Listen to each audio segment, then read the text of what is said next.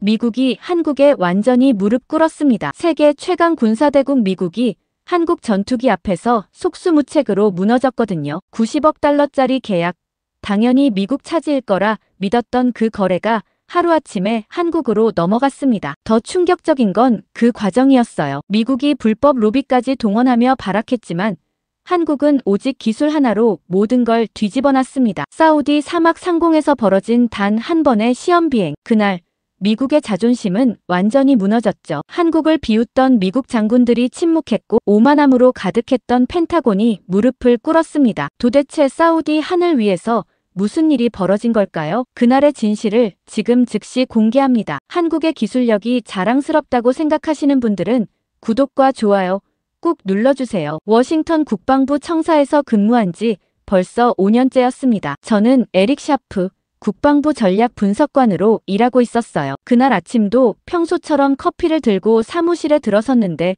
분위기가 심상치 않았습니다. 동료들이 모니터 앞에서 웅성거리고 있었거든요. 무슨 일이냐고 물으니 제임스가 흥분한 목소리로 말했어요. 에릭, 드디어 됐어. 사우디가 우리 F-35에 서명한다는군. 90억 달러짜리 대박이야. 저도 기뻤습니다. 이 계약은 지난 2년간 우리 부서가 공들여 준비한 프로젝트였거든요. 사우디는 중동 최대 무기 수입국이었고 이번 계약은 단순히 전투기 판매를 넘어서 향후 10년간의 전략적 파트너십을 보장하는 거였어요. 제임스가 어깨를 두드리며 말했습니다. 이번 주 금요일쯤 계약서에 사인 들어간다더군. 리야드에서 직접 날아온다는 얘기도 있어. 정말이야? 제가 물었죠. 물론이지. 부장님이 벌써 축하 파티 준비하라고 했어. 회의실에서는 이미 축하 분위기가 한창이었습니다. 상급자들이 모여서 샴페인 잔을 기울이고 있었어요. 부장이 유리잔을 들어올리며 말했습니다. 여러분 덕분입니다. 이번 계약으로 우리와 사우디의 동맹은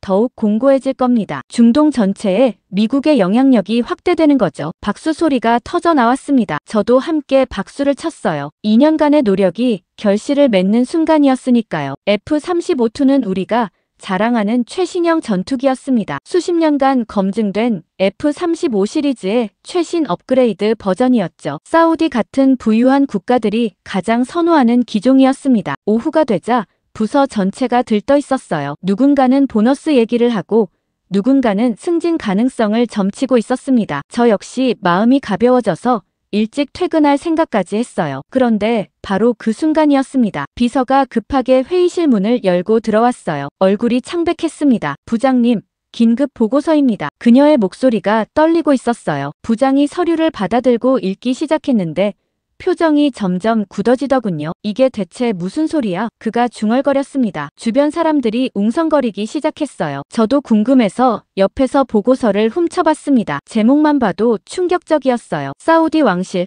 한국 KF-21 전투기 검토 착수. 제 눈을 의심했습니다. 한국이요? 제가 무의식 중에 중얼거렸죠. 제임스도 어이없다는 표정으로 말했어요. 한국? 장난하나? KF-21이 뭐라고? 순간 회의실이 조용해졌습니다. 부장이 보고서를 책상 위에 던지듯 내려놓으며 말했어요. 다들 이것 좀 봐. 사우디가 한국 전투기를 검토한다는군. 누군가 웃음을 터뜨렸습니다. 정말요? 한국이 우리 F-35를 이길 수 있다고 생각하는 건가요? 하지만 부장의 표정은 심각했습니다. 그는 보고서를 다시 집어들고 읽기 시작했어요. 저도 제자리로 돌아와서 컴퓨터로 긴급 보고서를 열어봤습니다. 내용이 더 구체적이었어요. 사우디 국방부가 공식적으로 한국 방위산업청에 KF-21 기술 자료를 요청했다는 거였습니다. 더 놀라운 건 사우디 왕실 인사들이 직접 한국을 방문해서 시험 비행을 참관할 예정이라는 것이었어요. 저는 미간을 찌푸렸습니다. KF-21이라면 한국이 독자 개발 중인 전투기였죠. 보라매라는 별명으로 불리는 기종이었어요. 하지만 제가 알기로는 아직 개발 단계였습니다. 실전 배치도 안 된 시제기에 불과했거든요. 왜 사우디가 검증도 안 된 전투기를 검토한다는 걸까요? 이해할 수 없었습니다. 저는 KF-21에 대한 자료를 검색해봤어요. 몇 가지 기사들이 나왔습니다. 한국이 수년간 공들여 개발한 4.5세대 전투기라는 내용이었죠. 스텔스 기능을 일부 적용했고 자체 개발한 AESA 레이더를 탑재했다는 설명도 있었어요. 하지만 그게 뭐 어떻습니까? 우리 F-35도 같은 수준 아니 그 이상의 기술을 갖추고 있었거든요. 게다가 F-35는 수십 년간 실전에서 검증된 전투기였습니다. 이스라엘 공군이 F-35로 100대 0의 격추 기록을 세웠고 걸프전에서도 압도적인 성능을 보여줬죠. 반면 KF-21은 아직 실전 경험이 전무했습니다. 종이 위의 스펙일 뿐이었어요. 제임스가 제자리로 다가왔습니다. 에릭, 이거 어떻게 생각해? 별거 아니겠지. 제가 어깨를 으쓱하며 말했죠. 한국이 아무리 발전했다고 해도 우리 기술을 따라잡기는 어려울 거야. 아마 사우디가 가격 협상용으로 한국을 끌어들인 것 같아. 그럴 수도 있겠네. 제임스가 고개를 끄덕였어요. 가격 후려치려고 경쟁자 카드 쓰는 거지 뭐. 하지만 마음 한구석이 불편했습니다. 보고서를 다시 읽어보니 이상한 점이 있었거든요. 사우디 측이 요청한 자료 목록이 단순히 가격이나 기본 성능만이 아니었어요. 기술 이전 조건, 유지보수 독립성, 소프트웨어 소스코드 공개 여부, 장기적 파트너십 가능성 같은 항목들이 포함되어 있었습니다. 이건 단순한 가격 비교가 아니었어요. 진지하게 대안을 검토하고 있다는 뜻이었죠. 저는 부장실로 향했습니다. 노크를 하고 들어가니 부장이 전화 통화 중이었어요. 네, 알겠습니다. 상황을 예의주시하겠습니다. 그가 수화기를 내려놓고 저를 봤습니다. 샤프, 무슨 일인가? 부장님, 이 보고서 봤습니다. 제가 서류를 가리키며 말했죠. 한국 전투기건 말입니다. 그래, 부장이 한숨을 쉬었어요. 골치 아픈 일이야. 하지만 제 생각엔 크게 걱정할 필요 없을 것 같습니다. 제가 조심스럽게 말했어요. KF-21은 아직 개발 단계고 실전 검증도 안 됐습니다. 사우디가 선택할 리 없죠. 부장이 고개를 끄덕이는 듯 했지만 표정은 여전히 굳어 있었습니다. 그렇게 생각하고 싶지만 워싱턴 상부에서 긴장하고 있어. 혹시 모를 변수에 대비하라는 지시가 내려왔거든. 변수요? 한국이 뭔가 우리가 모르는 카드를 가지고 있을 수도 있다는 거야. 부장이 창밖을 바라보며 말했어요. 요즘 한국 방산이 무서운 속도로 성장하고 있거든. 폴란드에 K 전차와 FA-50 전투기를 대량 수출했고 호주도 K9 자주포를 도입했어. 그건 가격 경쟁력 때문 아닙니까? 제가 반박했죠. 물론 그것도 있지. 부장이 저를 쳐다봤어요. 하지만 단순히 가격만으로는 설명이 안 돼. 기술 이전에 적극적이고 유지보수도 독립적으로 할 수 있게 해준다는군. 우리와는 다른 접근 방식이야. 저는 입을 다물었습니다. 사실 그 부분은 저도 알고 있었어요. 미국은 무기를 팔 때 기술 이전에 매우 인색했습니다. 핵심 기술은 절대 넘겨주지 않았고 유지보수도 미국 기업에 의존하게 만들었죠. 반면 한국은 달랐습니다. 기술 이전을 적극적으로 제공했고 구매국이 독립적으로 운용할 수 있게 도와줬어요. 부장이 말을 이었습니다. 내일 긴급 회의가 있을 거야. 상부에서 대책을 논의한다는군. 자네도 참석해. 알겠습니다. 제가 고개를 숙이고 부장실을 나왔습니다. 사무실로 돌아오는 길에 복도에서 동료들과 마주쳤어요. 그들은 여전히 한국을 얕잡아 보고 있었습니다. 에릭, 걱정하지 마. 한국 따위가 우리를 이길 순 없어. 한 동료가 어깨를 두드리며 말했죠. 하지만 저는 대답하지 않았습니다. 뭔가 불안한 느낌이 들었거든요. 다음 날 아침 일찍 긴급회의 소집 통보를 받았습니다. 평소보다 1시간 일찍 출근했는데도 회의실에는 이미 사람들이 모여 있었어요. 국방부 고위 간부들 뿐만 아니라 장성급 장교들도 여럿 보였습니다. 분위기가 심상치 않았죠. 저는 구석자리에 앉아서 회의 자료를 훑어봤습니다. 제목은 사우디 전투기 도입 사업 긴급 대응 방안이었어요. 두꺼운 보고서였는데 대부분이 KF-21에 대한 분석 자료였습니다. 한국 전투기의 기술 수준, 가격 경쟁력, 그리고 최근 수출 실적 같은 내용들이 빼곡하게 적혀 있었어요. 부장이 회의실 앞으로 나가며 말했습니다. 여러분 모두 어제 보고서 보셨을 겁니다. 상황이 우리가 예상했던 것보다 심각합니다. 사우디가 진지하게 한국 전투기를 검토하고 있어요. 한 중령이 손을 들었습니다. 부장님, 그게 정말 위협이 될까요? KF-21은 아직 시제기 단계 아닙니까? 부장이 고개를 끄덕였어요. 맞습니다. 하지만 사우디 왕실이 직접 움직이고 있다는 게 문제입니다. 단순한 정보 수집 차원이 아니라는 얘기죠. 회의실이 술렁거리기 시작했습니다. 누군가 말했어요. 설마 사우디가 미국 대신 한국을 선택하진 않겠죠. 우리와는 70년 동맹 관계인데요. 바로 그 순간 한 장군이 자리에서 일어났습니다. 이성 장군이었는데 목소리가 카랑카랑했어요. 여러분, 너무 안이하게 생각하시는 것 같군요. 그가 회의실을 둘러보며 말했습니다. 한국은 지난 5년간 방산 수출 세계 9위까지 올라갔습니다. 이건 우연이 아닙니다. 하지만 여전히 회의적인 분위기였어요. 한 참모가 말했습니다. 장군님, 그래도 한국 기술이 우리를 따라잡기는 어렵지 않습니까? F-35T는 수십 년간 검증된 전투기입니다. 장군이 쓴웃음을 지었어요. 바로 그게 문제입니다. 우리는 과거의 영광에 취해 있어요. 한국은 지금 이 순간에도 발전하고 있는데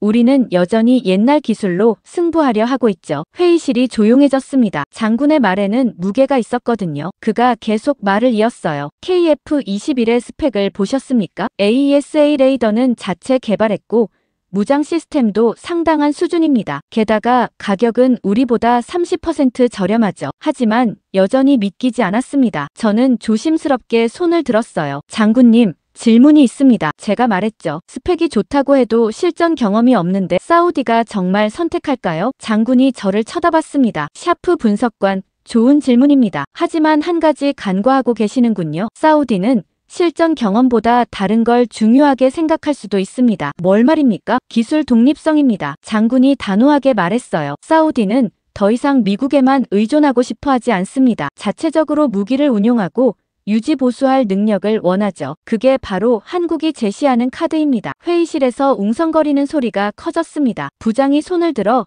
조용히 시키고 말했어요. 그래서 오늘 중요한 결정을 내려야 합니다. 우리가 직접 확인해야 합니다. 한국이 정확히 무엇을 보여주려는지 말이죠. 한 간부가 물었습니다. 어떻게 확인한다는 겁니까? 부장이 저를 쳐다봤어요. 샤프 분석관이 직접 한국에 갑니다. 사천 공군기지에서 열리는 시험 비행을 참관하고 보고서를 작성할 겁니다. 순간 모든 시선이 제게 쏠렸습니다. 저는 당황스러웠어요. 부장님, 제가요? 네.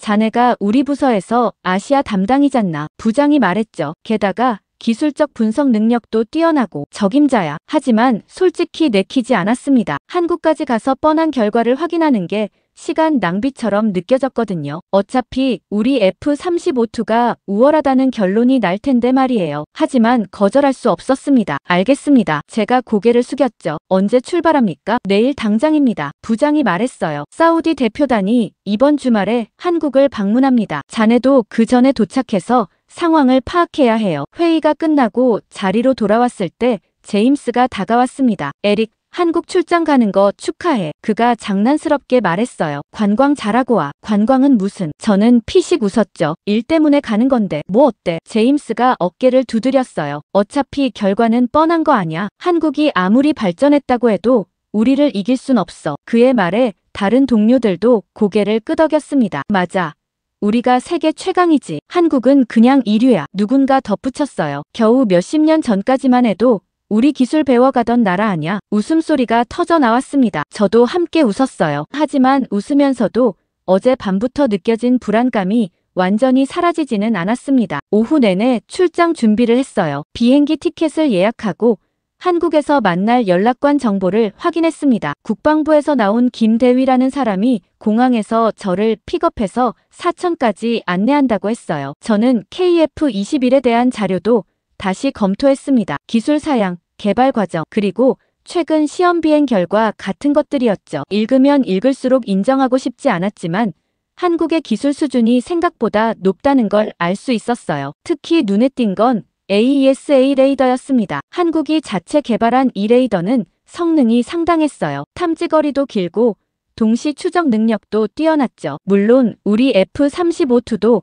같은 수준의 레이더를 탑재하고 있었지만 한국이 독자적으로 이런 기술을 개발했다는 게 놀라웠습니다. 그날 저녁 집에 돌아와서도 계속 자료를 봤어요. 아내가 걱정스럽게 물었습니다. 여보, 무슨 일 있어? 표정이 안 좋아. 아니야. 제가 고개를 저었죠. 그냥 내일부터 한국 출장 가야 해서. 한국? 아내가 놀란 표정을 지었어요. 왜 갑자기? 일 때문이야. 금방 다녀올 거야. 저는 대충 둘러댔습니다. 자세히 설명하고 싶지 않았거든요. 침대에 누워서도 잠이 오지 않았습니다. 계속 생각이 꼬리를 물었어요. 정말 한국이 우리를 위협할 수 있을까? 아니면 그냥 기우일까? 회의실에서 동료들이 했던 말이 떠올랐습니다. 한국은 이류야. 우리가 만들면 세상이 따라오지. 그들의 자신감은 어디서 나오는 걸까요? 과거의 영광 때문일까요? 아니면 진짜 실력 때문일까요? 장군이 했던 말도 생각났어요. 우리는 과거의 영광에 취해 있다. 그 말이 계속 머릿속을 맴돌았습니다. 혹시 정말 우리가 아니랬던 걸까요? 한국을 너무 얕잡아 본 건 아닐까요? 새벽까지 뒤척이다가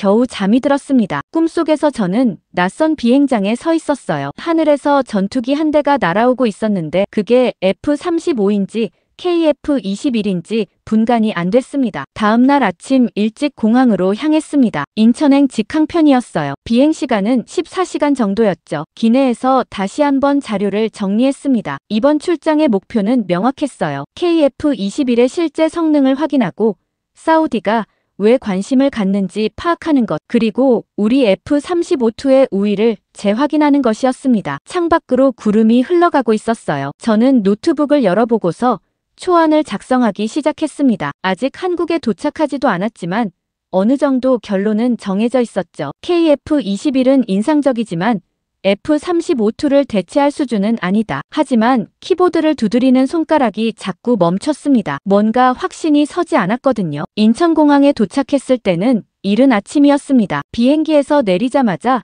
습한 공기가 느껴졌어요. 11월인데도 워싱턴보다 훨씬 따뜻했죠. 입국장을 나서니 정장을 입은 젊은 남자가 제 이름이 적힌 팻말을 들고 서 있었습니다. 샤프 분석관님이십니까? 그가 한국어 억양이 섞인 영어로 물었어요. 네, 맞습니다. 제가 답했죠. 저는 김대위입니다. 국방부 국제협력과 소속입니다. 그가 정중하게 인사했습니다. 사천까지 차로 3시간 정도 걸립니다. 바로 출발하시죠. 차에 오르니 깔끔한 SUV였습니다. 김대위가 운전석에 앉으며 말했어요. 편하게 가시면 됩니다. 도착하면 점심 먹고 오후에 경납고 둘러보실 수 있습니다. 고속도로를 달리는 동안 창밖 풍경이 스쳐 지나갔어요. 생각보다 발전된 모습이었습니다. 고층 빌딩들, 넓은 도로, 최신형 자동차들이 즐비했죠. 김대위가 말을 걸었습니다. 한국은 처음 오시는 겁니까? 네, 처음입니다. 제가 답했어요. 그렇군요. 김대위가 미소 지었습니다. 많이 달라졌을 겁니다. 요즘 우리 방산도 많이 성장했죠. 폴란드,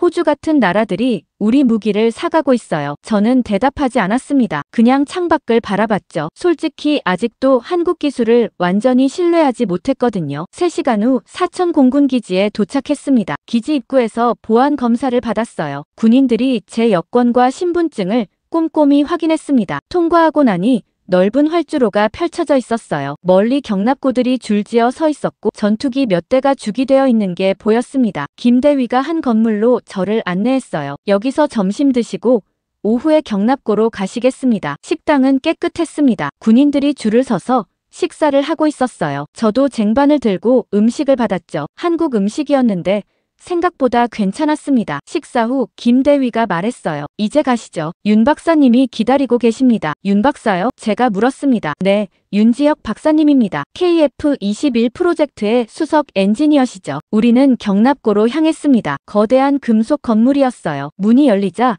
차갑고 건조한 공기가 느껴졌습니다. 그리고 그 안에서 저는 처음으로 KF-21을 직접 봤어요. 순간 숨이 멎는 것 같았습니다. 사진으로만 보던 것과는 완전히 달랐거든요. 실제로 보니 훨씬 날렵하고 세련된 느낌이었어요. 회색 도장이 칠해진 기체는 빛을 받아 은은하게 빛났습니다. 스텔스 설계가 적용된 각진 외형, 매끄러운 표면 처리, 그리고 뭔가 설명할 수 없는 완성도가 느껴졌죠. 한 남자가 다가왔습니다. 작업복을 입고 있었지만 눈빛이 예사롭지 않았어요. 샤프 분석관님이시군요. 그가 영어로 말했습니다. 윤지혁입니다. 저는 악수를 청했어요. 에릭 샤프입니다. 미 국방부에서 왔습니다. 멀리서 오느라 수고하셨습니다. 윤 박사가 미소를 지었어요. 우리 보라매가 어떻게 보이십니까? 저는 솔직하게 말했습니다. 인상적입니다. 하지만 외형만으로는 판단할 수 없죠. 윤 박사가 고개를 끄덕였어요. 물론입니다. 그래서 내일 직접 보여드릴 겁니다. 우리 공군 참모총장이 직접 조종할 예정이에요. 참모총장이 직접요? 제가 놀라서 물었습니다. 네. 윤 박사가 자신있게 말했어요. 우리는 우리 기술을 믿으니까요. 그 말에 뭔가 찔리는 느낌이 들었습니다. 우리 미국은 시험 비행을 보통 시험 조종사에게 맡기거든요. 참모총장이 직접 조종한다는 건 그만큼 자신감이 있다는 뜻이었죠. 윤 박사가 전투기 쪽으로 걸어가며 말했습니다. 가까이서 보시겠습니까? 저는 그를 따라갔어요. 가까이 다가가니 기체가 더 압도적으로 느껴졌습니다. 높이가 5m는 좋게 넘어 보였어요. 윤 박사가 기체를 쓰다듬으며 설명하기 시작했습니다. 이 전투기는 처음부터 우리가 다시 만들었습니다. 다시 만들었다고요? 제가 물었죠. 네. 그가 고개를 끄덕였어요. 남의 기술을 흉내낸 게 아닙니다. 물론 초기에는 미국 기술을 참고했죠. 하지만 지금은 다릅니다. AESA 레이더도 우리가 자체 개발했고 엔진도 곧 국산화할 예정입니다. 저는 기체를 자세히 살펴봤습니다. 표면 처리가 정말 매끄러웠어요. 스텔스 기능을 위한 특수 도료가 칠해져 있었죠. 조종석 캐노피도 일체형으로 깔끔하게 설계되어 있었습니다. 윤 박사가 기체 아래쪽을 가리켰어요. 여기 보시면 무장 베이가 있습니다. 내부 탑재 방식이라 레이더 반사 면적을 최소화할 수 있죠. 제가 물었습니다. 최대 무장 탑재량은 얼마입니까? 7.7톤입니다. 윤 박사가 답했어요. 공대공 미사일, 공대지 미사일, 정밀 유도, 폭탄 모두 운용 가능합니다. 저는 속으로 계산해봤어요. 우리 F-35B의 무장 탑재량은 약 10톤 정도였습니다. 확실히 우리가 우위에 있었죠. 하지만 7.7톤도 결코 적은 양은 아니었어요. 윤 박사가 계속 설명했습니다. 최고 속도는 마하 1.8이고 전투 행동 반경은 1200km입니다. 그리고 가장 중요한 건 가격이죠. 대당 6,500만 달러 수준입니다. 제 귀를 의심했습니다. 6,500만 달러요? 우리 F-35B는 대당 1억 달러가 넘었거든요. 거의 절반 가격이었어요. 네. 윤 박사가 미소 지었습니다. 가격 경쟁력도 우리의 강점입니다. 하지만 싸다고 해서 품질이 낮은 건 아닙니다. 제가 반박하고 싶었지만 입을 다물었습니다. 실제로 기체를 보니 품질이 결코 떨어져 보이지 않았거든요. 윤 박사가 조종석을 가리켰어요. 올라가 보시겠습니까? 가능합니까? 제가 놀라서 물었죠. 물론입니다. 그가 사다리를 가져왔습니다. 저는 조심스럽게 올라갔어요. 조종석 안을 들여다보니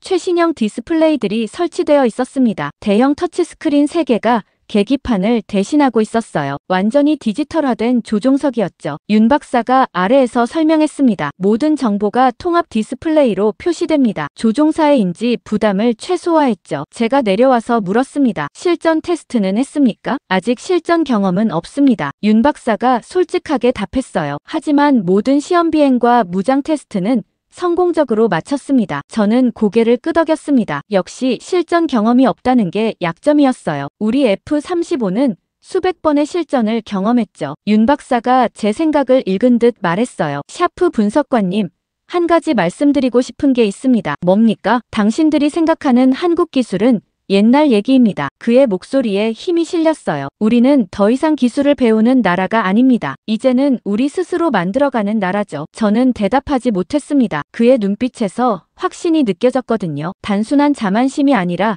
진짜 실력에서 나오는 자신감 같았어요. 윤 박사가 경납고 밖을 가리켰습니다. 내일 오전 10시에 시험 비행이 있습니다. 직접 보시면 아실 겁니다. 우리가 어떤 수준인지 말이죠. 저는 고개를 끄덕였어요. 기대하겠습니다. 하지만 속으로는 여전히 의구심이 남아 있었습니다. 아무리 좋아 보여도 결국 하늘에서 증명해야 한다고 생각했거든요. 경납고를 나올 때 뒤돌아봤습니다. KF-21이 조명을 받아 빛나고 있었어요. 그 모습이 왠지 모르게 위협적으로 느껴졌습니다. 숙소로 돌아오는 차 안에서 김 대위가 물었어요. 어떠셨습니까? 인상적이었습니다. 제가 짧게 답했죠. 내일 시험 비행을 보시면 더 놀라실 겁니다. 그가 자신있게 말했어요. 우리 참모 총장님의 조종 실력은 정말 대단하시거든요. 저는 창밖을 바라봤습니다. 해가 지고 있었어요. 내일이면 모든 게 명확해지겠죠. 하지만 마음 한구석이 불안했습니다. 혹시 정말로 한국이 뭔가 특별한 걸 보여줄까 하는 생각이 들었거든요. 다음날 아침 일찍 눈을 떴습니다. 제대로 잠을 자지 못했어요. 계속 어젯밤에 본 KF-21의 모습이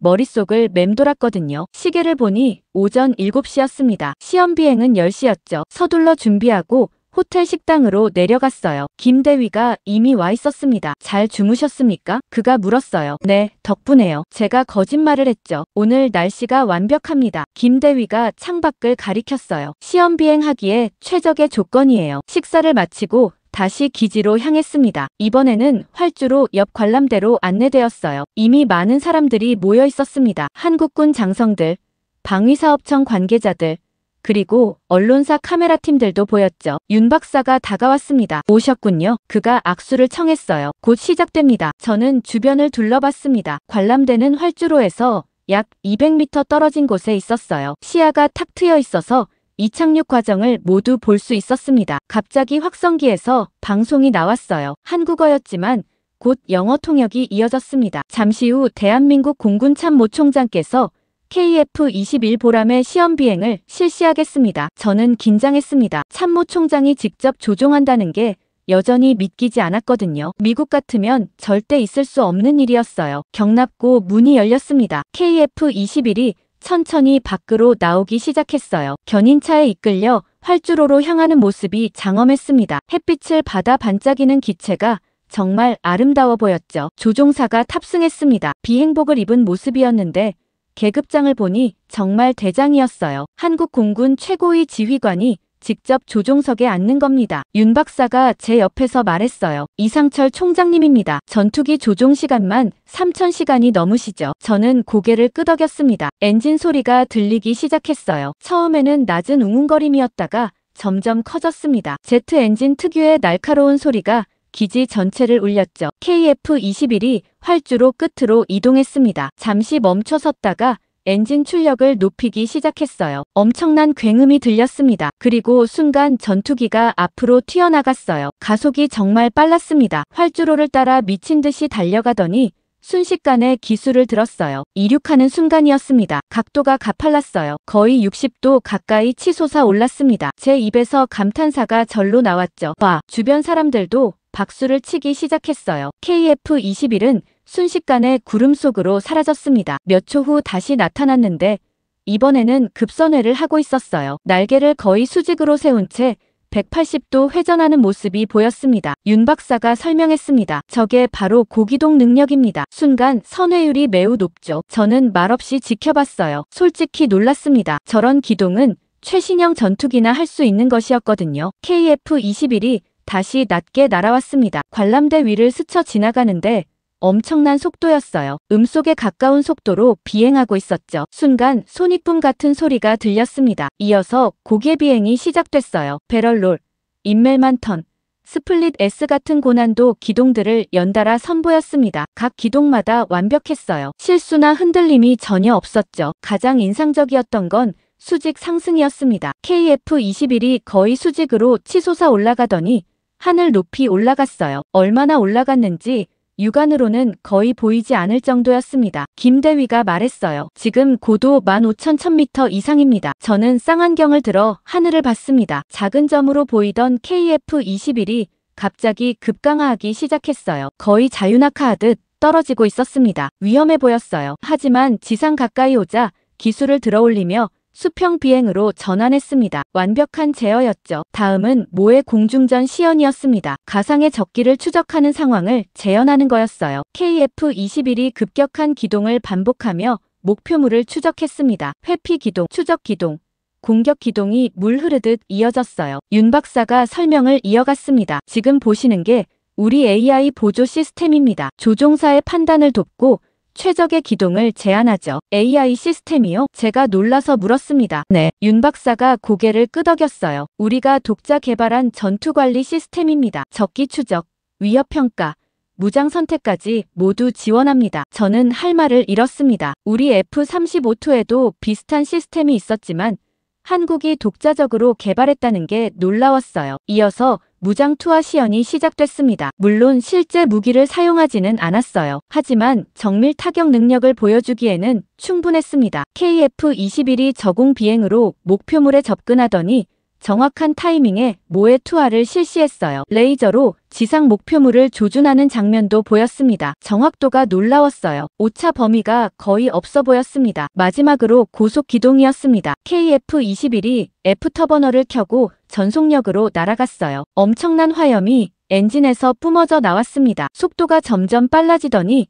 순식간에 시야에서 사라졌죠. 몇 초 후 하늘 저편에서 다시 나타났습니다. 마하 1.8의 속도였다고 나중에 들었어요. 시험 비행이 끝나갈 무렵이었습니다. KF-21이 착륙 준비에 들어갔어요. 활주로에 접근하는 모습이 매우 안정적이었습니다. 바퀴가 지면에 닿는 순간 부드러운 착륙이었죠. 감속하며 활주로를 따라 이동하다가 완전히 멈춰 섰습니다. 박수 소리가 터져 나왔어요. 모든 사람들이 기립박수를 보내고 있었습니다. 저도 박수를 쳤어요. 인정할 수밖에 없었습니다. 방금 본 것은 단순한 시범 비행이 아니었어요. 선언이었습니다. 한국이 더 이상 기술 수입국이 아니라 기술 생산국이라는 선언 말이죠. 조종석에서 이상철 총장이 내렸습니다. 헬멧을 벗는 그의 얼굴에는 미소가 가득했어요. 주변 사람들이 축하 인사를 건넸고 카메라 플래시가 터졌습니다. 윤 박사가 제게 물었어요. 어떠셨습니까? 저는 솔직하게 답했습니다. 놀랐습니다. 예상보다 훨씬 뛰어났어요. 윤 박사가 미소 지었습니다. 이제 아시겠죠? 우리가 어떤 수준인지 말입니다. 저는 고개를 끄덕였어요. 하지만 동시에 불안감이 밀려왔습니다. 워싱턴에 돌아가서 뭐라고 보고해야 할까요? F-35-2가 여전히 우위라고 말할 수 있을까요? 김대위가 다가왔습니다. 오후에 사우디 대표단이 도착합니다. 그들도 같은 시연을 보게 될 겁니다. 그 말에 가슴이 철렁했어요. 사우디가 이걸 보면 어떤 판단을 내릴까요? 저는 하늘을 올려다봤습니다. 구름 한 점 없는 맑은 하늘이었어요. 하지만 제 마음은 먹구름으로 가득했습니다. 이건 단순한 시범이 아니었습니다. 게임의 규칙이 바뀌고 있었어요. 워싱턴으로 돌아온 저는 며칠 동안 보고서 작성에 매달렸습니다. 하지만 키보드 앞에 앉을 때마다 손가락이 멈췄어요. 뭐라고 써야 할지 막막했거든요. 사천에서 본 것을 솔직하게 쓰자니 동료들이 믿지 않을 것 같았고, 그렇다고 축소해서 쓰자니 양심이 허락하지 않았습니다. 결국 저는 있는 그대로 보고서를 제출했어요. KF-21의 성능이 예상을 훨씬 뛰어넘었다고, 특히 기동성과 정밀도에서 인상적이었다고 썼습니다. 하지만 F-35-2의 실전 경험과 검증된 신뢰성은 여전히 우위에 있다고 덧붙였죠. 부장실로 불려갔을 때 분위기는 차갑했습니다. 부장이 보고서를 책상 위에 던지듯 놓으며 말했어요. 샤프. 자네 정말 이렇게 생각하나? 네, 제가 직접 본 겁니다. 제가 단호하게 답했죠. 부장이 한숨을 쉬었습니다. 상부에서 난리야. 한국이 우리를 위협한다는 보고서를 올렸다고 말이야. 위협이라고 쓴 게 아닙니다. 제가 정정했어요. 다만 예상보다 수준이 높다고 쓴 겁니다. 그게 그거 아닌가? 부장이 짜증스럽게 말했습니다. 어쨌든 긴급회의가 소집됐네. 자네도 참석해야 해. 회의실은 긴장감으로 가득했어요. 이번에는 더 높은 분들이 참석했습니다. 차관보도 보였고 삼성 장군 2명도 있었죠. 제가 들어가자 모든 시선이 쏠렸습니다. 샤프 분석관, 차관보가 날카롭게 말했어요. 자네 보고서 때문에 난리가 났네. 설명해보게. 저는 심호흡을 하고 일어섰습니다. 그리고 사천에서 본 것을 차근차근 설명하기 시작했어요. 참모총장의 직접 조종, 완벽한 기도, 그리고 놀라운 정밀도까지. 하지만 말을 할수록 회의실 분위기가 냉랭해졌습니다. 한 장군이 비웃듯 말했어요. 샤프 분석관, 자네 혹시 한국에 매수당한 건 아닌가? 제 얼굴이 화끈거렸습니다. 절대 아닙니다. 제가 단호하게 말했죠. 저는 본 것을 사실대로 보고했을 뿐입니다. 또 다른 간부가 말했습니다. 한국 전투기가 아무리 잘 날아도 F-35-2를 이길 순 없어요. 우리 전투기는 수십 년간 실전에서 검증됐습니다. 저도 그 점은 보고서에 썼습니다. 제가 대답했어요. 하지만 사우디가 그걸 어떻게 판단할지는 모르는 일입니다. 차관보가 테이블을 탁 쳤습니다. 그러니까 우리가 대책을 세워야 한다는 거 아닌가? 샤프. 자네 생각은 어떤가? 저는 잠시 망설였습니다. 솔직히 말씀드리면 저는 조심스럽게 말을 꺼냈어요. 사우디는 이미 한국 쪽으로 기울고 있을 수 있습니다. 말도 안 돼. 누군가 소리쳤어요. 90억 달러짜리 계약을 포기한다고? 하지만 한국은 가격도 저렴하고 기술 이전에도 적극적입니다. 제가 설명했죠. 사우디가 원하는 게 단순히 전투기가 아니라 기술 독립성이라면 한국이 더 매력적일 수 있습니다. 회의실이 조용해졌습니다. 모두들 제 말을 곱씹고 있는 것 같았어요. 차관보가 말했습니다. 그렇다면 우리도 조건을 개선해야겠군. 사우디에 특별 제안을 하는 거야. 특별 제안이요? 제가 물었죠. 기술 이전을 일부 허용하고 가격도 조정하는 거지. 차관보가 설명했어요. 그리고 우리의 압도적 우위를 직접 보여줘야 해. 직접요? 실제 비교 시범을 하는 거야. 차관보가 단호하게 말했습니다. 사우디 사막에서 F-35-2와 KF-21을 나란히 띄워서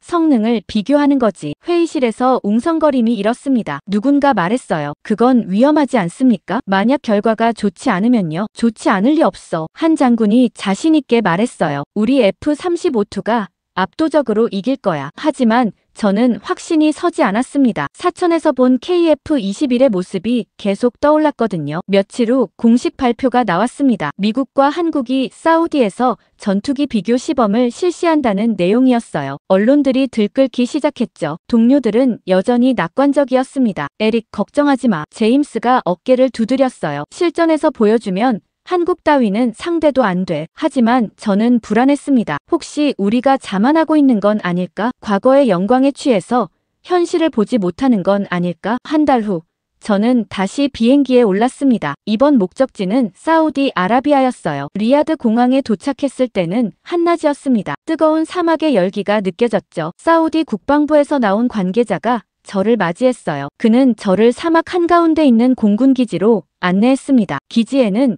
이미 많은 사람들이 모여 있었습니다. 사우디 왕실 인사들, 군 고위층, 그리고 각국 언론사 기자들이 보였어요. 한쪽에는 F-35-2가 주기되어 있었고 반대편에는 KF-21이 서 있었습니다. 윤 박사가 멀리서 보였습니다. 그는 한국 기술진들과 무언가 점검하고 있었어요. 저는 인사를 건넸지만 그는 바빠 보였습니다. 미국 측 조종사가 도착했습니다. 베테랑 시험 조종사였죠. 그는 자신감 넘치는 표정으로 F-35-2에 올랐어요. 한국 측도 조종사가 탑승했습니다. 비교 시범이 곧 시작될 예정이었어요. 먼저 이륙 성능 비교였습니다. 두 전투기가 나란히 활주로에 섰어요. 신호와 함께 동시에 출발했습니다. F-35-2가 먼저 이륙하는 것처럼 보였어요. 하지만 KF-21의 상승 각도가 더 가팔랐습니다. 순식간에 높이 올라가더니 F-35-2를 추월했어요. 주변에서 탄성이 터져 나왔습니다. 저는 쌍안경으로 하늘을 봤어요. KF-21이 확실히 더 빨랐습니다. 다음은 기동성 비교였습니다. 두 전투기가 공중에서 다양한 기동을 펼쳤어요. 급선회, 배럴롤, 루프 같은 동작들이었죠. F-35-2도 훌륭했습니다. 역시 검증된 전투기답게 안정적인 비행을 보여줬어요. 하지만 KF-21은 더 날렵했습니다. 회전 반경이 더 작았고 기동 전환도 더 빨랐어요. 마치 하늘에서 춤을 추는 것 같았습니다. 정밀 타격 시연도 있었습니다. 지상의 모의 표적을 레이저로 조준하는 테스트였어요. F-35-2가 먼저 시도했습니다. 정확하게 명중시켰죠. 박수 소리가 났습니다. 하지만 KF-21은 더 빨랐습니다. 목표물 포착부터 조준까지 걸린 시간이 F-35-2보다 3초나 짧았어요. 사우디 군 관계자들이 고개를 끄덕이는 게 보였습니다. 마지막은 고속 비행이었습니다. 두 전투기가 전속력으로 날아갔어요. F-35-2가 먼저 최고 속도에 도달했습니다. 하지만 KF-21도 곧 따라잡았어요. 거의 비슷한 속도였습니다. 시범이 끝나고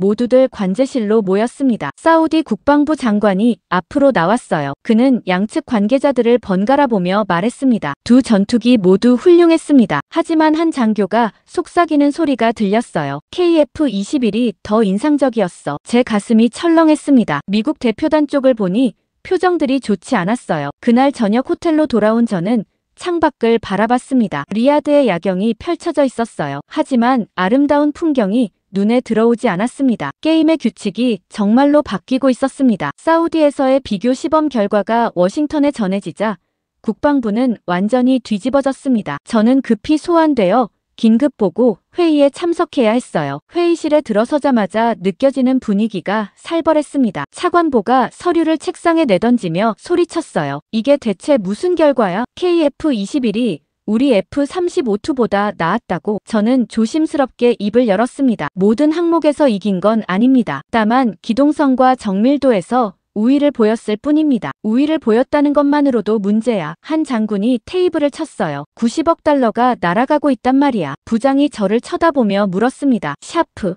솔직히 말해봐. 사우디가 어느 쪽을 선택할 것 같나? 저는 숨을 깊게 들이쉬었어요. 지금 추세대로라면 한국 쪽일 가능성이 높습니다. 회의실이 순간 조용해졌습니다. 모두가 제 말을 믿고 싶지 않은 표정이었죠. 차관보가 말했습니다. 그럼 우리가 뭔가 해야 한다는 얘기군. 지금 당장 말이야. 어떤 방법을 생각하십니까? 부장이 물었어요. 차관보의 눈빛이 날카로워졌습니다. 사우디를 설득해야지. 돈이든 조건이든 뭐든 동원해서 말이야. 한 간부가 조심스럽게 말했습니다. 기술 이전 조건을 더 개선하는 건 어떻습니까? 안 돼. 차관보가 단호하게 말했어요. 핵심 기술은 절대 넘겨줄 수 없어. 그럼 가격 인하는요? 그것도 한계가 있네. 차관보가 고개를 저었습니다. 한국보다 30% 비싼데 어떻게 맞춰? 회의실이 다시 조용해졌습니다. 모두들 방법을 찾지 못하고 있었어요. 그때 한 고위 간부가 조용히 말했습니다. 다른 방법이 있습니다. 모두의 시선이 그에게 쏠렸어요. 그가 계속 말을 이었습니다. 사우디 고위층에게 직접 접근하는 겁니다. 비공식적으로 말이죠. 무슨 뜻입니까? 부장이 물었죠. 로비를 하는 겁니다. 그가 낮은 목소리로 말했어요. 사우디 국방부 인사들,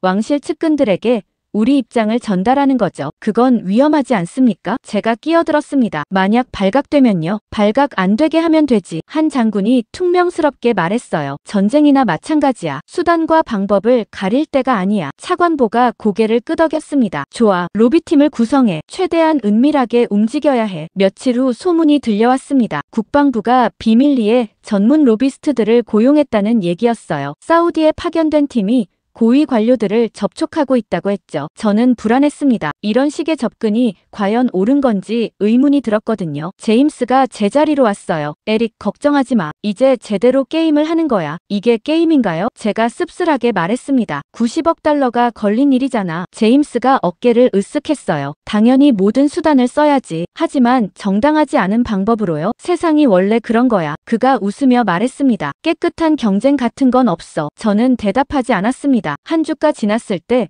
첫 번째 보고가 들어왔습니다. 로비팀이 사우디 국방부 차관을 만났다는 내용이었어요. 기술 이전비 명목으로 상당한 금액을 제시했다고 했습니다. 하지만 차관의 반응은 미지근했다고 했죠. 두 번째 시도도 있었습니다. 왕실 측근 중 한 명에게 접근했다는 보고였어요. 미국 유학기회와 함께 특별 지원금을 약속했다고 했습니다. 저는 이런 보고들을 볼 때마다 마음이 무거웠습니다. 우리가 정말 이래야 하나? 기술로 경쟁해야 하는 거 아닌가? 그러던 어느 날 제임스가 급하게 제자리로 왔어요. 얼굴이 창백했습니다. 에릭, 큰일 났어. 무슨 일인데? 로비 현장이 노출됐어. 그가 떨리는 목소리로 말했어요. 감시 카메라에 찍혔다는군. 제 심장이 쿵 내려앉았습니다. 정말요? 한국 측 기술진이 우연히 발견했대. 제임스가 설명했어요. USB의 통화 기록까지 남아있었다는군. 저는 부장실로 달려갔습니다. 노크도 하지 않고 문을 열었어요. 부장이 전화 통화 중이었는데 표정이 심각했습니다. 알겠습니다. 최대한 수습하겠습니다. 그가 수화기를 내려놓고 저를 봤어요. 들었나? 네.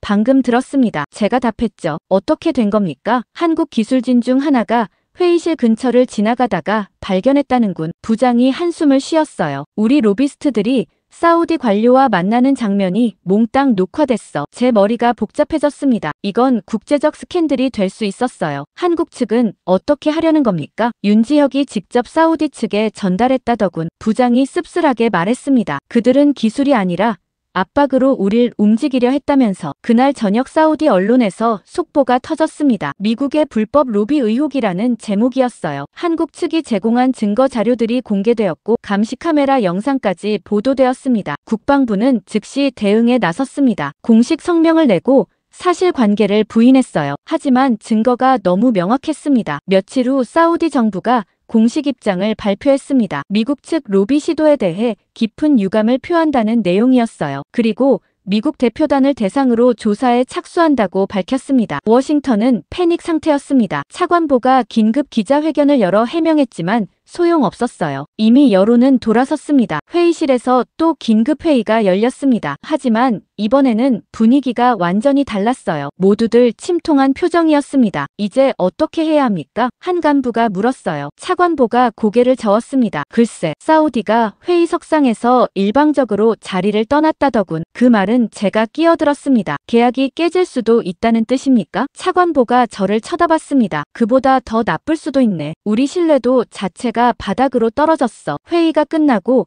저는 자리로 돌아왔습니다. 동료들의 표정도 모두 어두웠어요. 제임스가 제 옆에 앉으며 말했습니다. 에릭, 우리 망한 거 맞지? 저는 대답하지 않았습니다. 창밖을 바라봤어요. 워싱턴의 하늘은 흐렸습니다. 우리가 잃은 건 계약만이 아니었어요. 훨씬 더 중요한 것을 잃어버렸습니다. 신뢰였죠. 기술로 승부하지 못하고 압박과 돈으로 해결하려 했던 우리의 오만함. 그게 결국 우리 발목을 잡았습니다. 그날 밤 집에 돌아와서도 잠이 오지 않았습니다. 계속 생각했어요. 우리가 대체 언제부터 이렇게 됐을까? 예전에 우리는 기술로 세상을 선도했는데 지금은 뒷거래에 의존하고 있었습니다. 핸드폰이 울렸습니다. 부장이었어요. 샤프, 내일 출근하면 특별팀에 합류하게. 특별팀이요? 사태 수습팀이야. 그가 피곤한 목소리로 말했습니다. 이제 남은 건 최대한 피해를 줄이는 것뿐이네. 통화를 끊고 저는 천장을 바라봤습니다. 게임은 끝나가고 있었어요. 다음날 아침 출근하자마자 특별팀 회의에 소집되었습니다. 사태 수습을 위한 긴급 대책반이었어요. 회의실에는 법무팀,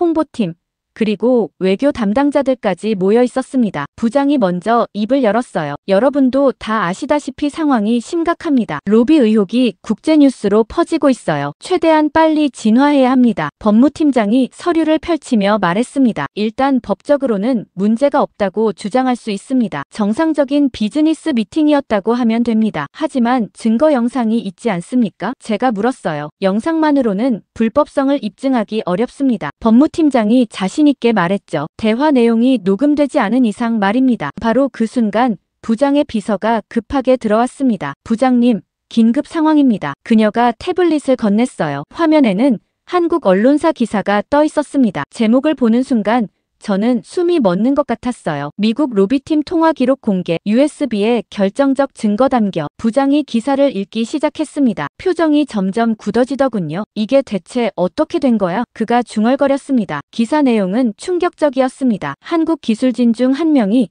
회의실 근처에서 버려진 USB를 발견했다는 거였어요. 호기심에 내용을 확인해 봤더니 미국 로비스트들의 통화 기록이 고스란히 담겨 있었다고 했습니다. 저는 기사를 계속 읽어 내려갔습니다. 통화 기록에는 구체적인 금액까지 언급되어 있었어요. 사우디 국방부 차관에게 기술 이전비 명목으로 500만 달러를 제시했다는 내용, 왕실, 측근의 자녀 유학 비용 전액 지원을 약속했다는 내용까지 있었습니다. 가장 결정적인 부분은 대화 내용 그 자체였습니다. KF-21은 아직 검증이 덜 됐습니다. 우리 시스템이 훨씬 안전합니다. 그리고 여러분께도 충분한 보상이 있을 겁니다. 로비스트의 목소리가 또렷하게 녹음되어 있었다고 했어요. 회의실이 침묵에 휩싸였습니다. 법무팀장의 얼굴이 창백해졌어요. 이건 명백한 증거입니다. 그가 떨리는 목소리로 말했습니다. 변명의 여지가 없어요. 부장이 책상을 쳤습니다. 도대체 한국이 어떻게 그 사실을 알게 된 거야? 한 직원이 조심스럽게 말했어요. 한국 측 통신보안 기술은 상당히 뛰어난 수준입니다. 아마 로비 정황을 눈치채고 해당 시스템을 해킹한 것으로 보입니다. 그들은 기술이 아니라 압박으로 당신들을 움직이려 했습니다. 윤 박사가 사우디 국방부 장관에게 한 말이 기사에 인용되어 있었어요. 홍보팀장이 급하게 말했습니다. 지금 즉시 반박 성명을 내야 합니다. 뭐라고 반박한다는 거야? 부장이 소리쳤어요. 증거가 다 있는데. 아니면 조작이라고 주장하는 건 어떻습니까? 그건 더 위험합니다. 법무팀장이 고개를 저었어요. 음성 분석으로 진위가 바로 드러날 겁니다. 회의는 아무런 결론 없이 끝났습니다. 모두들 패닉 상태였거든요. 저는 자리로 돌아와서 뉴스를 확인했어요. 이미 전 세계 언론이 이 사건을 다루고 있었습니다. CNN에서는 미국의 불공정 거래 의혹이라는 제목으로 특집 방송을 내보냈어요. 앵커가 심각한 표정으로 말했습니다. 이번 사건은 단순한 비즈니스 경쟁을 넘어서 미국의 도덕적 권위에 큰 타격을 줄 것으로 보입니다. 알자지라도 비슷한 논조였습니다. 미국이 기술 경쟁에서 밀리자 불법적 수단을 동원했다는 분석 기사가 나왔어요. 중동 전문가들이 출연해서 이번 사건이 미국과 중동 관계에 미칠 영향을 논의하고 있었습니다. 사우디 언론은 더 직접적이었습니다. 미국의 배신이라는 제목의 사설이 실렸어요. 우리를 동맹국이 아니라 조종할 수 있는 대상으로 봤다는 비판이었습니다. 제임스가 제자리로 왔습니다. 얼굴이 창백했어요. 에릭, 이거 정말 끝난 거 아니야? 저는 모니터를 가리켰습니다. 직접 봐. 그가 화면을 보더니 한숨을 쉬었어요. 망했네. 완전히 망했어. 오후에 더 나쁜 소식이 들어왔습니다. 사우디 정부가 공식 성명을 발표한 거였어요. 미국 측의 부적절한 로비 시도에 대해 강력히 규탄한다. 우리는 투명하고 공정한 경쟁을 원했을 뿐이다. 미국 대표단에 대한 조사를 즉시 시작할 것이며 이번 사건의 책임자들을 찾아낼 것이다. 성명은 거기서 끝나지 않았습니다. 또한 전투기 도입 사업과 관련하여 미국과의 모든 협상을 중단한다. 우리는 진정한 파트너를 찾을 것이다. 제 심장이 쿵 내려앉았습니다. 90억 달러짜리 계약이 공식적으로 무산된 거였어요. 부장실에서 긴급 호출이 왔습니다. 들어가니 부장이 책상에 앉아 고개를 숙이고 있었어요. 샤프. 자네 말이 맞았네. 그가 지친 목소리로 말했습니다. 우리가 신뢰를 잃었어. 계약만 날아간 게 아닙니다. 제가 조심스럽게 말했어요. 우리 명성 자체가 추락했습니다. 부장이 고개를 끄덕였습니다. 상부에서 난리야. 의회에서도 청문회를 열겠다고 하고 책임자 문책도 나오겠죠. 그렇겠지. 부장이 한숨을 쉬었어요. 하지만 진짜 문제는 따로 있네. 뭡니까? 다른 나라들이 우릴 어떻게 볼 것 같나? 그가 저를 쳐다봤어요. 기술로 경쟁하지 못하고 뒷거래로 해결하려는 나라. 저는 대답할 수 없었습니다. 그 말이 정확히 맞았으니까요. 저녁 뉴스에서는 한국 측 반응이 나왔습니다. 윤지혁 박사가 기자회견을 열었어요. 우리는 처음부터 정당하게 경쟁하고 싶었습니다. 기술로 말이죠. 이번 사건은 매우 유감스럽습니다. 하지만 진실은 결국 드러나게 되어 있습니다. 그의 말에는 비난보다는 안타까움이 섞여 있었어요. 그게 오히려 더 마음을 아프게 했습니다. 그날 밤 집에 돌아와서 뉴스를 계속 봤습니다. 모든 채널이 이 사건을 다루고 있었어요. 한 분석가가 말했습니다. 이번 사건은 미국 방산의 전환점이 될 것입니다. 이제 기술만으로는 부족하다는 걸 깨달았어야 했는데 오히려 잘못된 방법을 선택했죠. 저는 TV를 껐습니다. 더 이상 볼 수가 없었어요. 우리가 얼마나 멀리 추락했는지 실감이 났거든요. 핸드폰이 울렸습니다. 부장이었어요. 샤프.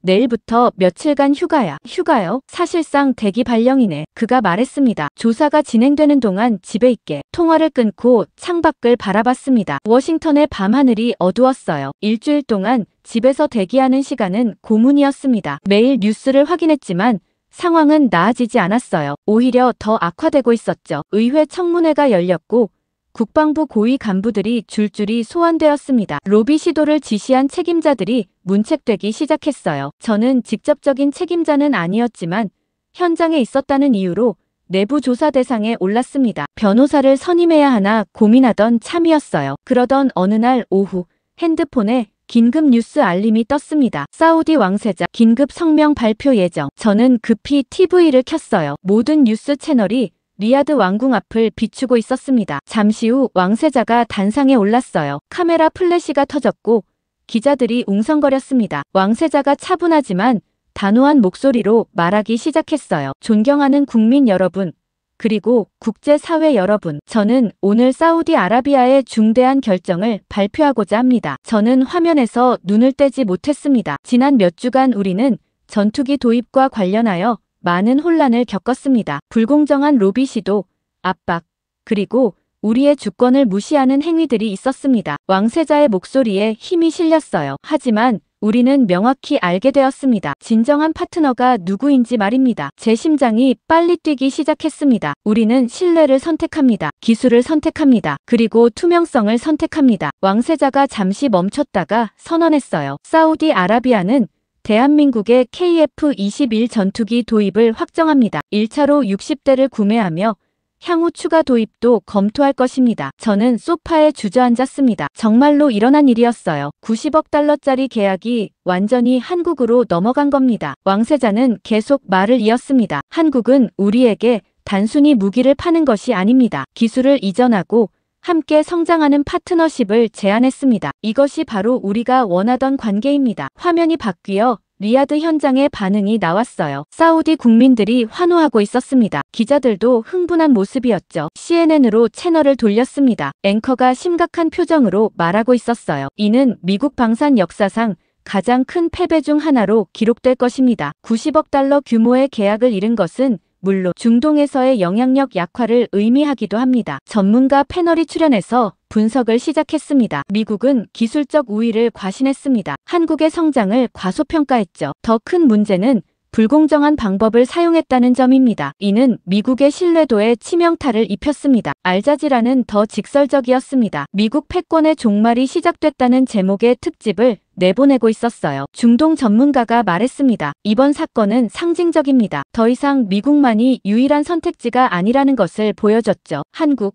터키, 유럽 등 다양한 대안이 있습니다. 한국 뉴스도 확인해봤습니다. 서울은 축제 분위기였어요. 청와대 앞에 취재진이 몰려 있었고 방위사업청은 긴급 기자회견을 열고 있었습니다. 윤지혁 박사가 마이크 앞에 섰어요. 그의 얼굴에는 미소가 가득했습니다. 오늘은 대한민국 방산 역사에 새로운 장을 연 날입니다. 하지만 이것은 끝이 아니라 시작입니다. 우리는 사우디와 함께 더 나은 기술을 만들어갈 것입니다. 기자가 질문했습니다. 미국과의 경쟁에서 이긴 비결이 뭡니까?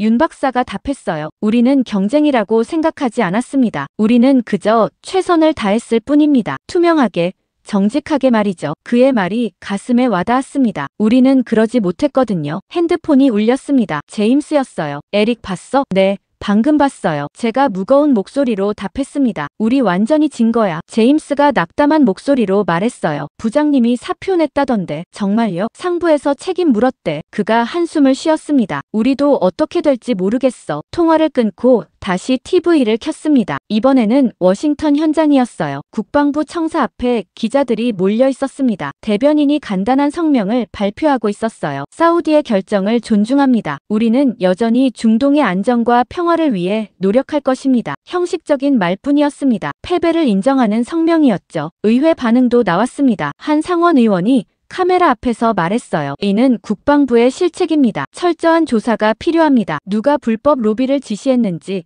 왜 이런 일이 벌어졌는지 명확히 밝혀야 합니다. 저녁이 되자 분석 기사들이 쏟아지기 시작했습니다. 워싱턴 포스트는 미국 방산의 오만이 부른 참패라는 제목의 사설을 실었어요. 우리는 과거의 영광에 취해 현실을 보지 못했다. 한국의 기술 발전을 무시했고 정당한 경쟁 대신 뒷거래를 선택했다. 이번 패배는 당연한 결과다. 뉴욕타임스도 비슷한 논조였습니다. 한국의 승리는 기술만으로 이룬 것이 아니다. 투명성과 신뢰를 바탕으로 한 것이다. 미국은 이 교훈을 배워야 한다. 저는 노트북을 열어 소셜미디어를 확인했습니다. 전 세계 사람들이 이 사건에 대해 이야기하고 있었어요. 미국의 시대가 끝나가고 있다.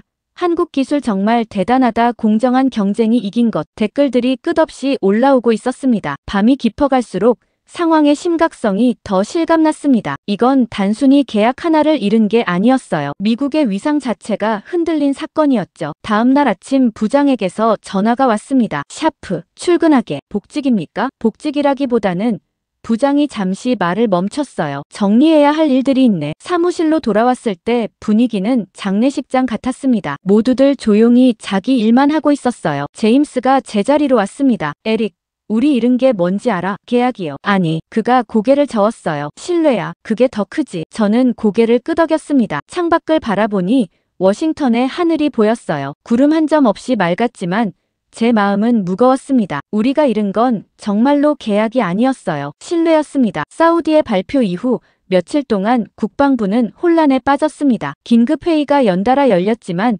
뚜렷한 대책은 나오지 않았어요. 이미 엎질러진 물이었으니까요. 저는 매일 사무실에 출근했지만 할 일이 거의 없었습니다. 사우디 프로젝트는 완전히 종료됐고 저는 새로운 업무를 배정받지 못한 상태였죠. 사실상 대기 발령과 다름없었어요. 일주일 후 펜타곤 대회의실에서 전체 회의가 소집되었습니다. 국방부 고위 간부들이 모두 참석한 자리였어요. 분위기는 무겁고 침울했습니다. 회의실 앞쪽에는 장군들이 앉아 있었고 뒤쪽에는 저 같은 실무자들이 자리를 잡았습니다. 삼성 장군이 단상에 올라 말하기 시작했어요. 여러분, 우리는 중대한 실패를 경험했습니다. 그의 목소리는 낮고 무거웠어요. 90억 달러 계약 상실은 금전적 손실을 넘어섭니다. 우리의 명성과 신뢰도에 큰 타격을 입었죠. 회의실이 조용했습니다. 모두들 고개를 숙이고 있었어요. 장군이 계속 말을 이었습니다. 하지만 더 심각한 문제가 있습니다. 한국이라는 경쟁자가 본격적으로 부상했다는 점입니다. 한 대령이 손을 들었어요. 장군님, 하지만 여전히 우리 기술이 우위 아닙니까? F-35-2는 실전 검증된 전투기입니다. 순간 회의실 분위기가 달라졌습니다. 여러 사람들이 고개를 끄덕이기 시작했어요. 맞아.